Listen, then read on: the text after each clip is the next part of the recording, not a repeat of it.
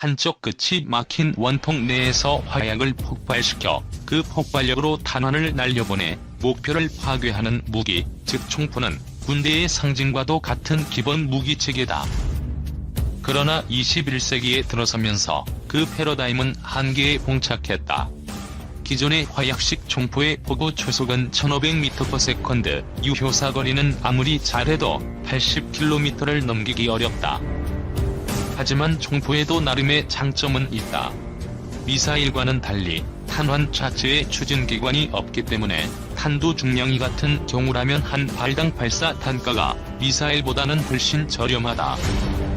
또한 같은 용량의 탄약고에 미사일보다 많은 수위 탄환을 저장할 수 있고 발사 속도도 매우 빠르다. 바꿔 말하면 비교적 가까이 있는 다수의 목표를 신속히 제압해야 경우에는 여전히 총포가 미사일보다 훨씬 효율적이다. 그래서 기존의 총포가 가진 이러한 장점을 최대한 살리면서 또한 포 자체의 덩치가 기하급수적으로 커지는 일 없이 탄환을 기존 총포보다 더욱 멀리 빠르게 쏘아 보내기 위한 노력의 산물로 나온 것이 레일건이다. 레일건은 지난 1918년 프랑스의 발명가 루이 옥타브 포숑 빌레플르가 처음으로 발명했다. 기존 총포와는 달리 레일건은 동극모터의 원리를 이용해 도체로 만들어진 탄환을 한 쌍의 금속재 레일 사이에서 오직 전기의 힘으로만 가속해 발사하는 포이다.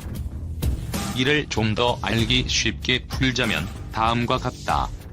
레일건은 포신 노릇을 하는 서로 평행한 한 쌍의 금속재 레일을 하나의 전원에 연결한 구조이다. 이 두 레일 사이에 도체로 만들어진 포탄을 물리면 이것으로 포 전체에 전기가 통하는 회로가 완성되는 것이다. 이렇게 되면 전원에서 나온 전류가 양극 레일을 거쳐 포탄을 통해 반대편의 음극 레일로 들어가 다시 전원으로 돌아가게 된다. 이러한 전류의 흐름으로 인해 레일건은 그 자체가 하나의 전자석과 같은 속성을 띠게 된다. 양 레일이 포탄이 있는 곳까지 영향을 미치는 자장을 형성하게 되는 것이다. 레일건 회로에 흐르는 전류는 자장 속에서 플레밍의 왼손 법칙에 따라 운동 에너지를 생산하게 된다. 바로 이 에너지로 포탄이 레일을 따라 움직이며 가속되는 것이다.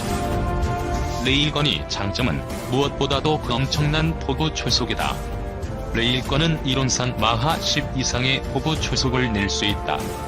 이는 탄환에 작용하는 힘의 크기가 전류의 제곱에 비례하기 때문이다. 따라서 기존의 폭약 발사식 탄환과는 달리 충분히 큰 전류만 공급된다면 탄환에 매우 큰 힘을 작용하여 매우 빠른 속도로 발사할 수 있게 된다. 빠른 포구 초속은 사거리 및 이동 표적에 대한 명중률 증대, 그리고 무엇보다도 탄의 파괴력을 높인다. 운동 에너지는 속도의 제곱에 비례하기 때문이다. 또한 발사에 있어 화약이 전혀 필요 없다는 점도 매력적이다. 기존의 총포, 특히 탄두와 추진용 화약이 너무 커서 탄두와 화약을 따로 나누어서 장전할 수밖에 없는 거포들은 포탄의 장전에 꽤 오랜 시간이 걸린다. 그러나 레일건은 탄두만 장전하면 되기 때문에 이론상 장전 속도가 매우 빠르다. 이는 그만큼 단위 시간 내에 목표에 많은 화력을 투사할 수 있다는 것을 의미한다. 또한 화약을 가지고 다닐 필요가 없으므로 적에게 피격당하는 경우라도 화약이 유폭될 걱정을 전혀 할 필요가 없어 비교적 안전하고 기존의 화약을 싣던 공간에 그만큼 많은 탄두를 휴대할 수 있어 화력이 높다. 이러한 레일건은 전차포나 복사포, 함포, 대공포, 특히 기존의 병기로 대처가 어려웠던 탄도미사일 요격용. 실제로 1980년대 미국은 소련 탄도미사일 요격용 무기로 레일건을 진지하게 연구했다 등의 군사적 용도로 매우 적합하다. 만약 레일건이 각국 군함의 주무장으로 보급이 완료된다면 과거와 같은 대함거포 시대가 다시 오지 말라는 보장도 없겠다. 또한 인공위성이나 우주선 발사 시 기존의 로켓을 보조하거나 대체할 가속 수단, 핵융합 발전의 시동장치로도 레일건은 주목을 받고 있다. 그러나 레일건에도 단점은 존재한다. 우선 발사 시 엄청난 양의 전력을 사용한다는 것이다. 때문에 충분한 전력을 공급받기 어려운 곳에서는 쓸 수 없다. 그리고 발사용 레일이 받는 스트레스가 심해 레일의 수명이 짧다. 레일 자체에 엄청난 전류가 흐르는 데다가 이 레일을 통해 포탄이 최대 마하 10까지 가속되면서 레일에 엄청난 마찰, 열, 압력이 가해진다. 연기로서 쓸모가 있으려면 분당 6발씩 최대 3000발의 사격에도 견딜 수 있는 내구성을 레일이 가져야 한다. 그러나 적어도 현재 그 정도로 튼튼한 레일을 만들 기술은 없다. 그리고 포탄에 스마트 기능을 부여하는 것도 어려운 과제다. 오늘날에는 포탄 자체의 유도 성능이나 활공 성능, 피하 식별 기능 등 스마트 기능을 부여하는 추세다. 그런데 현재까지 레일건이 포탄은 무게가 2kg, 직경 40mm, 부피 200세제곱센티미터를 넘으면 곤란하다. 레일건 포탄에 들어가는 기계는 이만한 물리적 크기 내에 들어가야 한다. 또한 발사 시 무려 2만에서 4만 G에 달하는 중력 가속도와 섭씨 426도씨에 달하는 마찰열을 견뎌야 한다. 발사 시 생기는 플라스마도 견뎌야 하고 우주 발사 시에는 우주 방사선도 견뎌야 한다. 그러면서도 내장 기기의 전력 소모가 8W를 넘으면 안 되고 배터리 사용 시간이 5분은 넘어야 한다. 이 모든 기능을 만족시키면서 포탄 단가가 $1000를 넘지 않아야 경제적인 운용이 가능하다. 그래도 앞서 말했듯이 여러가지 장점과 잠재력이 있기 때문에 실용화 연구가 활발하게 진행 중이다. 미국, 러시아, 중국, 터키 등은 이미 상당한 레일건 연구 개발 성과를 거두었다. 우리나라에서도 장거리 타격 무기로 연구 중이다. 강력한 파괴력과 다목적 능력의 레일건 포병 204X는 전선의 전투지역 전단에 배치되어 실전 임무를 수행 중이던 XX 포병여단의 중요 목표 수색 및 타격 임무가 할당되었다. 아군 인공위성을 통해 적이 숨겨놓은 초대형 방사포와 탄약의 대규모 이동을 감지했지만 적이 위성 유격 무기와 원격 전파 방해로 인해 아군 인공위성이 무력화되어 표적 획득과 위성헌법을 쓴 공격 수단을 몇 시간 동안 사용할 수 없게 되는 상황에 빠졌기 때문이다. 정밀 유도무기와 인공위성의 지원이 없는 상황에서 중요 목표물을 찾아내고 타격할 수 있는 유일한 수단은 XX 포병여단이 운영 중인 레일건이었다. 포병여단 본부는 이동 중인 레일건 보대의 명령을 전송하고 그 즉시 레일건 보대는 드론을 사용해서 임시 진지에 대한 측량을 마치고 레일건 설치 작업을 시작한다. 레일건 보대는 2대의 전력 컨테이너와 1대의 레일건 포신, 1대의 사격 통제 컨테이너로 이루어졌다. 호반원들은 강화 외골격과 로봇의 도움을 받아 몇 분 만에 컨테이너의 전력 케이블과 포신 정렬 작업을 끝내고 군단 단약청에서 급파된 수송 헬기를 통해 작전에 사용할 여러 종류의 포탄을 보급받는다. 레일건 보대는 먼저 표적 위치를 찾기 위해 로봇 포탄을 장전 후 적진을 향해 발사한다. 지상 정찰용 로봇 포탄들은 적진에 낙하한 다음 적방사포 트럭의 바퀴 자국과 배기열을 추적하여 방향을 예측하고 공중 정찰용 로봇 포탄들은 적진 상공에서 영상 정보를 수집하여 적을 찾아내는 데 성공한다. 하지만 그 사이에 적은 아군의 정찰을 눈치채고 근처의 지하 진지로 급하게 이동한다. 지하 표적을 타격하기에는 포탄의 수량이 충분치 않았던 보대장은 적을 지상으로 끌어들여 적을 소탕하기 위해 민간 충전시설의 전력을 레일건에 공급해 강력한 위력의 지진탄을 발사한다. 추가 전원을 공급받아 원래 속도보다 훨씬 빠른 속력을 가진 레일건이 지진탄은 적지하 진지 중앙 지점에 착탄, 지면에 강력한 충격파를 발생하여 인공지진을 일으킨다. 비록 적방사포들이 지진으로 파괴되지는 않았지만 적은 진지 붕괴를 우려하여 급하게 진지 밖으로 나오게 되고 이때를 노려 레일건에서는 2차 공격용 전적이 펄스 포탄을 발사하여 적을 경멸한다. 위의 시나리오는 상상에 불과하지만 전자기적 에너지를 사용하는 레일건이 포병이 주무장이 되는 가까운 시대에는 이것이 현실화될 수 있을지도 모른다. 그 이유는 700년 가까운 화포의 역사에서 무연화약, 주퇴복작이, 간접조준 사격 등이 포병 운용에 커다란 변곡점을 가져온 것과 같이 레일건은 과거의 포병과는 전혀 다른 새로운 수준의 작전을 가능하게 만들기 때문이다. 흔히 레일건이라는 별명으로 불리는 EM 화포는 화약의 힘이 아닌 전자기 에너지를 사용해서 발사하는 화포를 이르는 말인데, 전자기력의 힘을 받아 포탄을 발사하는 것이 마치 기차의 레일과 비슷하다고 해서 붙여진 명칭이다. 레일건은 두 개의 전기 전도체 레일 사이에 금속 단체를 놓고 레일의 전류를 흘려보내 발생하는 전자기력으로 단체를 가속하여 발사하는 무기로 총탄의 소리보다 빨리 도달하여 적이 인원과 장비의 기습 효과를 달성하고 공포심을 배가시킬 수 있다. 레일건의 구조 자체는 무척 간단하다. 양쪽에 강한 전압이 흐르는 레일 위에 전기가 통하는 말 국쇠 모양의 아마추어를 장착하여 두 레일과 아마추어 사이에 전기가 흐르면 강하게 아마추어를 밀어내면서 발사되는 구조로 되어 있다. 레일건은 간단한 구조임에도 많은 장점이 있다. 화약을 사용하는 포와 달리 포신의 모양을 자유롭게 만들 수 있고, 하나의 포신에 다양한 크기의 포탄을 임의로 장전할 수 있어 포탄의 규격도 자유롭다. 또한 위력도 자유롭게 조절 가능하다. 투입하는 전력의 위력이 비례하므로 원하는 출력만큼만 사용하여 에너지를 아낄 수 있다.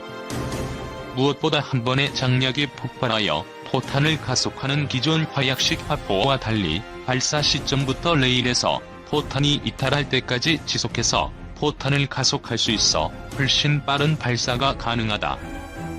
실제로 현재 실험하고 있는 기초적인 레일건도 종류에 따라서 기존 포탄의 4, 5배를 넘는 마하 20에 가까운 엄청난 속도를 가지고 있다. 이론상으로는 포탄이 속도에 따른 마찰열만 견딜 수 있다면 레일이 길면 길수록 속도는 비례해서 계속 증가할 수 있다. 이 때문에 이미 2차 세계대전 이전부터 레일건에 대한 개념이 등장해 많은 주목을 받았다. 그러나 수십 년 동안의 연구에도 실용화하지는 못했는데, 이는 몇 가지 극복해야 할 문제가 있기 때문이다. 첫 번째로 빠른 속력을 얻기 위해서는 포탄이 속력에 의한 공기 마찰열을 견딜 수 있어야 한다. 또한 한 번에 수십 메가줄에 달하는 막대한 전기 에너지를 저장하고 발사기를 냉각시킬 수 있는 기술의 개발이 매우 어려웠다. 하지만 전자기술의 발달과 전기 자동차의 유행에 따른 전력 저장 장비의 발달로 레일건이 실제 무기로 사용될 날이 점점 다가오고 있다. 레일건 개발에 가장 많은 투자를 한 것은 미국, 특히 미국 해군이었다. 미국은 구소련의 미사일을 막기 위한 전략 방위 구상의 일환으로 레일건을 연구하다가 차세대 함포 기술로 레일건이 유망하다는 판단에 따라 미 해군에서 수십 년간 레일건에 관한 연구를 하게 되었다.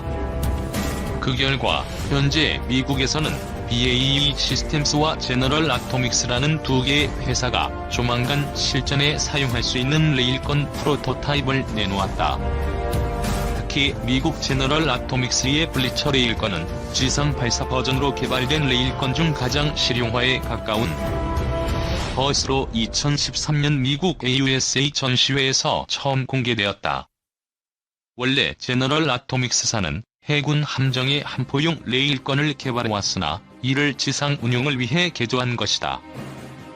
블리처 레일건은 두 대의 M1072원 대형 트레일러에 발전 및 에너지 저장 장비를 탑재하고 한 대의 레일건 발사 트럭, 한 대의 지휘 통제 전술 차량으로 한 개 포대를 구성한다.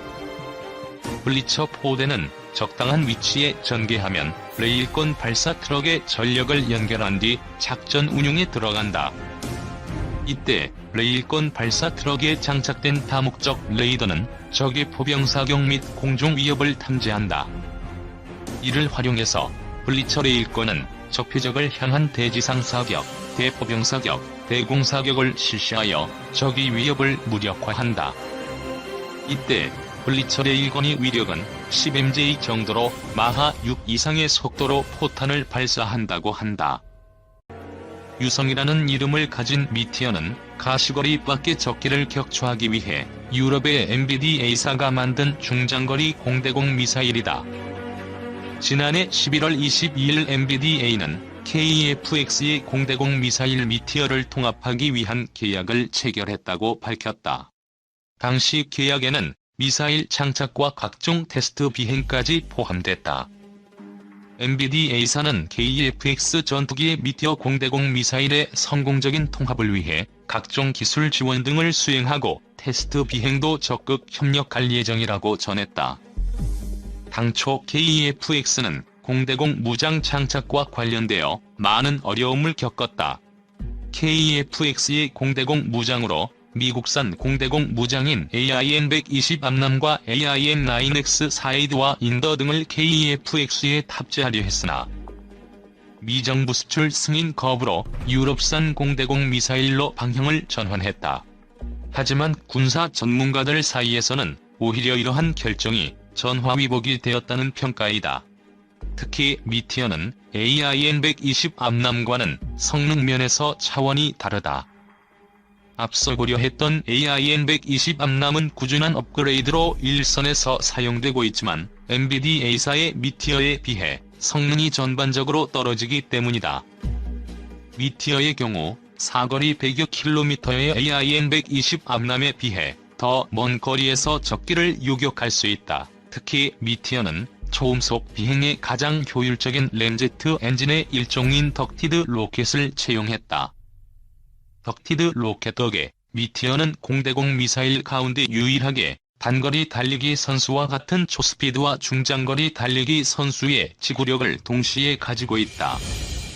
이러한 속도와 구기동성 그리고 능동 레이더 및 복합 유도 방식을 사용하는 미티어를 적기가 회피하는 것은 사실상 불가능하다는 것이 전문가들의 견해이다. 그리고 KF-X의 경우 향후 해외 수출을 목표로 하고 있기 때문에 AIM-120 암람을 선택했을 경우 수출 때마다 미 정부의 수출 승인을 반드시 받아야 하는 문제가 있다.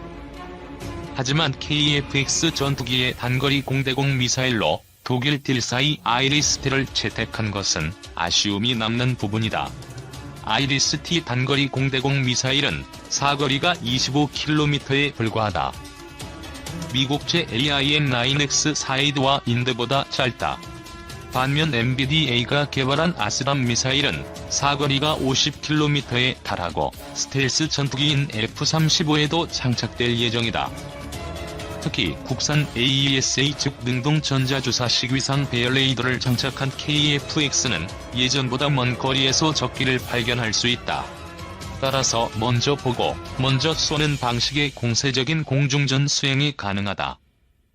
이 때문에 아이리스-T보다 사거리가 2배 이상 긴 아스람은 KF-X의 공중전 능력 향상에 큰 도움이 될 것이라는 평가다.